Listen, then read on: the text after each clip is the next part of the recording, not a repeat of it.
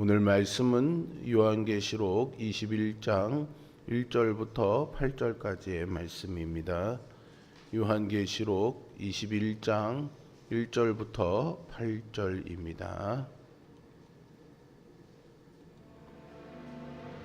또 내가 새 하늘과 새 땅을 보니 처음 하늘과 처음 땅이 없어졌고 바다도 다시 있지 않더라.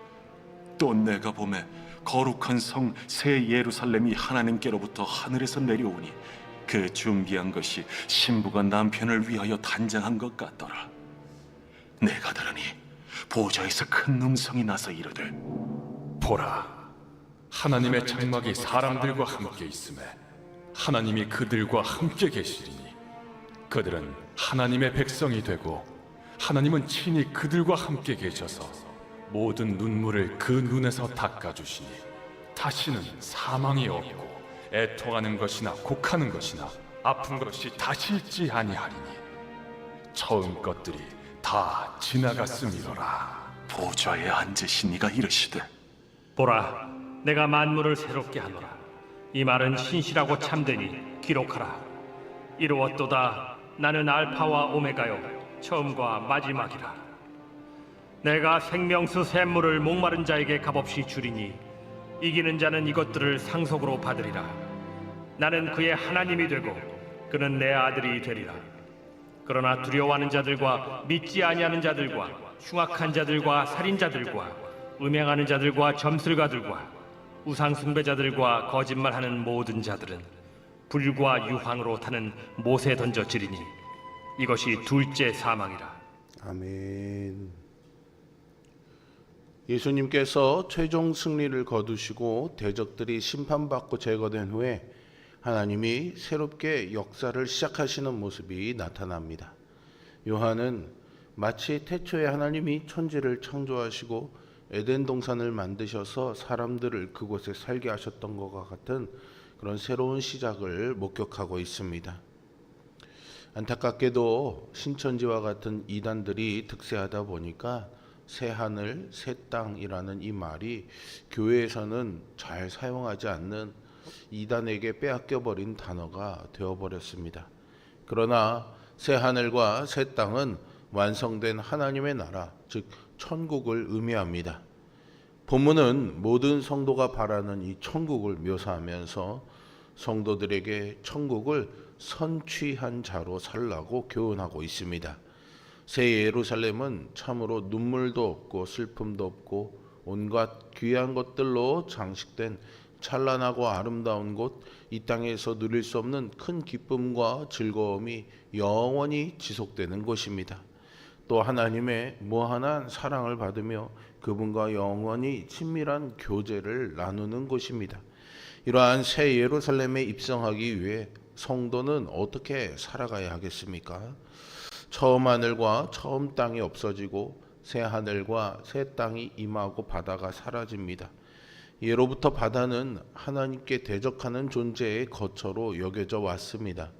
온 세상이 새롭게 되면 하나님을 대적하는 존재는 사라지게 됩니다.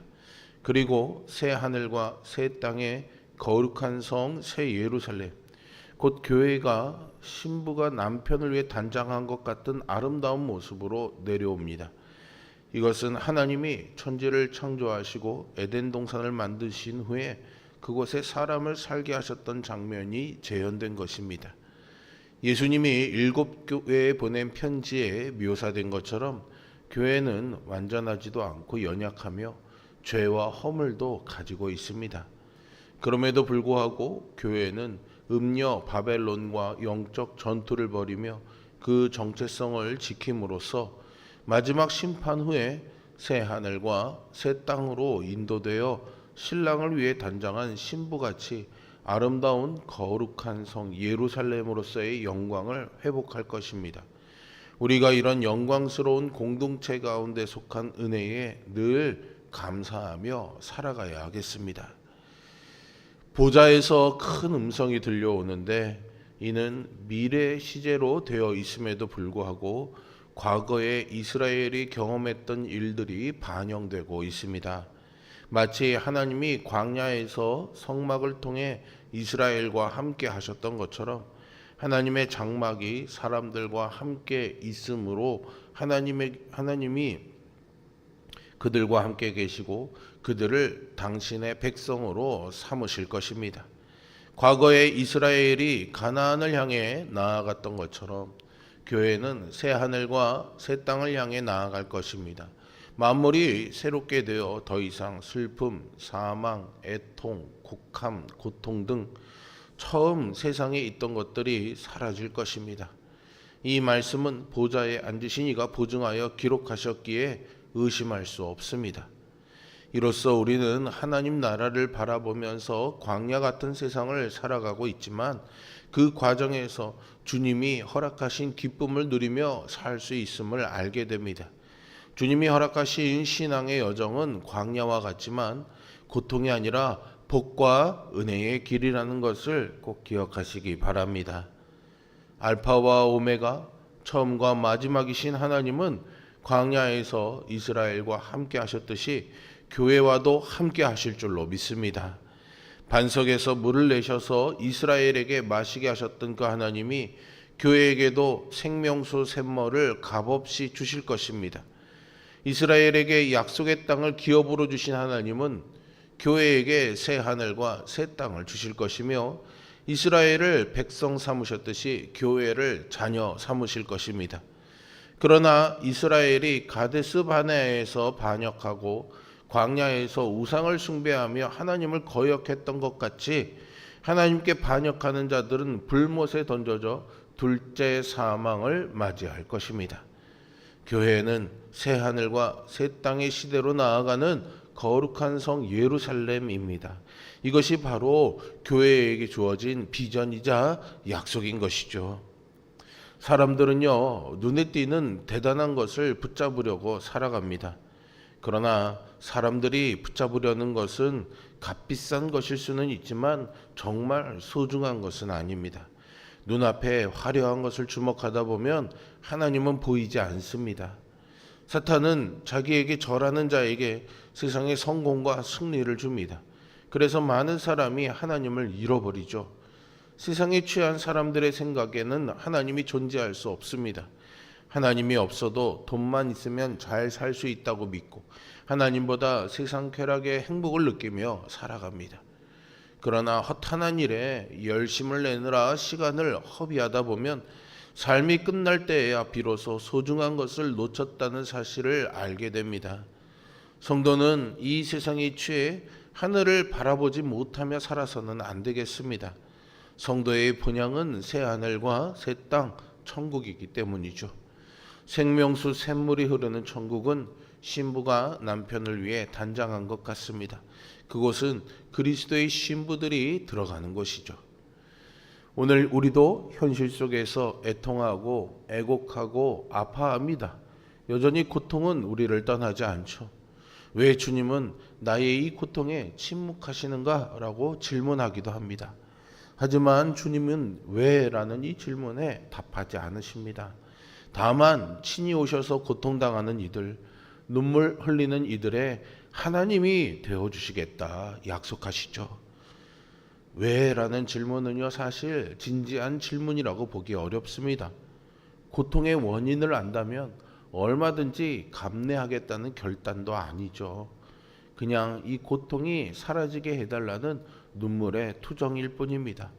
이런 우리에게 주님은 알파요 오메가, 처음과 나중으로 당신을 계시하십니다. 처음 것들을 폐하고 새 하늘과 새 땅을 시작하실 분명한 계획을 세우고 계신다는 의미이지요. 그렇다면 우리는 처음 것이 지나갈 때까지는 그저 이 땅에서 눈물 흘리고 아파하며 기다릴 수밖에 없는 것일까요? 예수님은 우리와 같이 육체를 입으신 분으로 이 땅에 오셨습니다. 그분은 배고픔도 아시고 고통도 느끼셨습니다. 그러나 사탄에게 패하지 않으시고 영적 전투에서 승리하셨지요. 성도는 주어진 현실에서 어쩔 수 없이 고통받는 자가 아니라 주님과 함께 이 영적 전투에서 승리할 것을 믿어야 합니다. 하나님은 우리와 함께 하시고 우리의 아버지가 되어주시고 우리에게 그분의 백성이자 상속자가 되는 천국의 삶을 약속하셨습니다. 우리는 그날이 올 때까지 그리스도의 신부된 교회로서 신랑이신 예수님을 사모하며 기다려야 합니다. 날마다 사탄과의 영적인 전투에서 패배하지 말고 보혜사 성령님과 함께 싸워 이기는 천국을 선취한 자로 하나님의 백성으로 살아가야 하겠습니다. 성도는 이 세상에서 아무리 박해와 조롱과 비아냥을 당한다 해도, 심지어는 순교의 길로 내몰린다 해도 믿음을 지키며 어떤 상황에서도 이기는 자가 되어야 합니다. 새 예루살렘은 끝까지 믿음을 지킨 성도들에게 허락됩니다.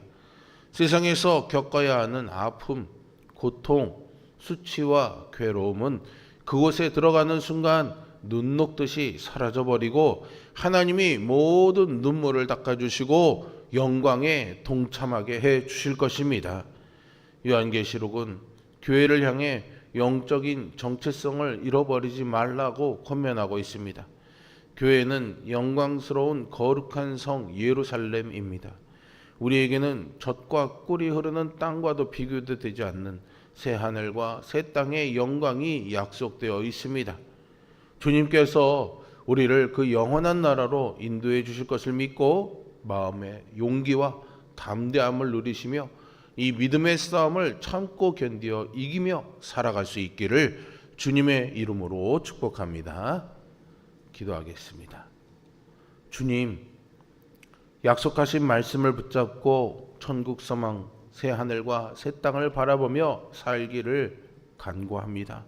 내 힘으로는, 내 눈에 보이는 것들로는 이 싸움을 이길 능력조차도 우리는 없는 연약한 존재입니다.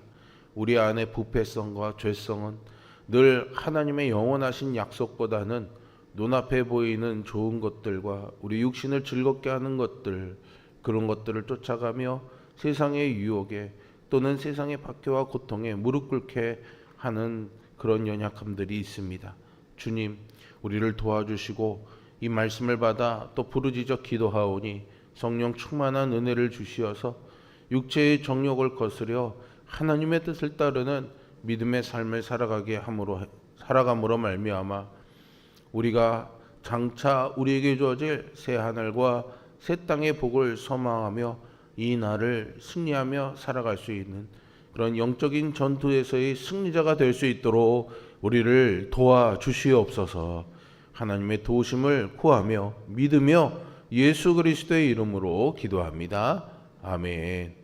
하늘에 계신